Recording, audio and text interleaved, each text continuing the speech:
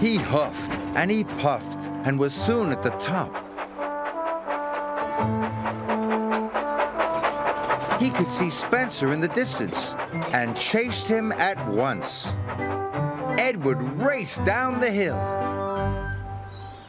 Spencer stopped at Wellsworth Station. The Duke and Duchess wanted to buy some tea and cakes from the refreshment lady. Edward teetered into view.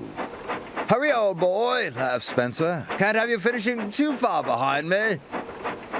Edward wished he could have a rest too, but the station master and the porters had heard about the race.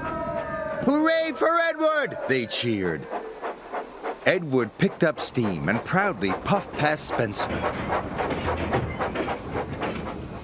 But then the Duke and Duchess finished their tea, and Spencer was off in a flash.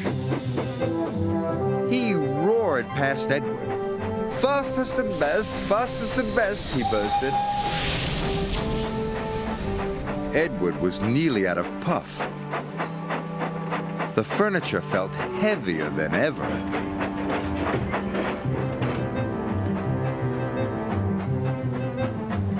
Up ahead, Spencer had to stop. The Duke wanted to take some photographs of the countryside. The Duke set up his camera. Spencer closed his eyes. "Nothing to worry about," he said lazily.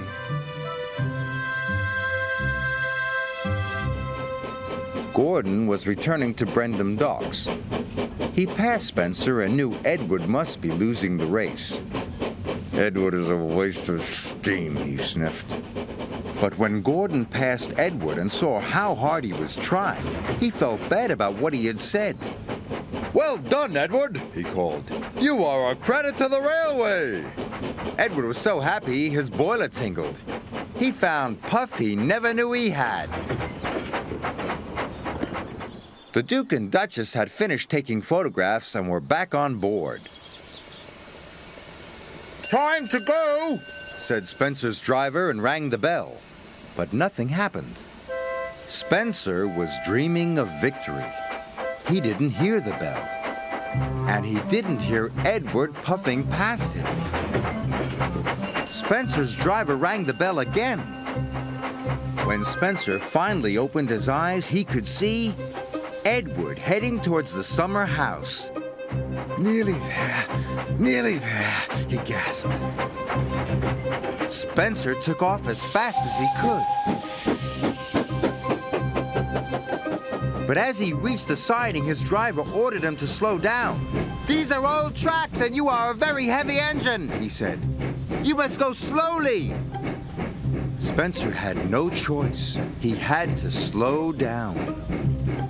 And he trundled slowly down the siding. With every click and every clack, he knew he had lost the race. Edward puffed toward the summer house. "I've won," he gasped. "I did it!" Edward felt like a really useful engine. "Hooray! I've won!" he cheered loudly.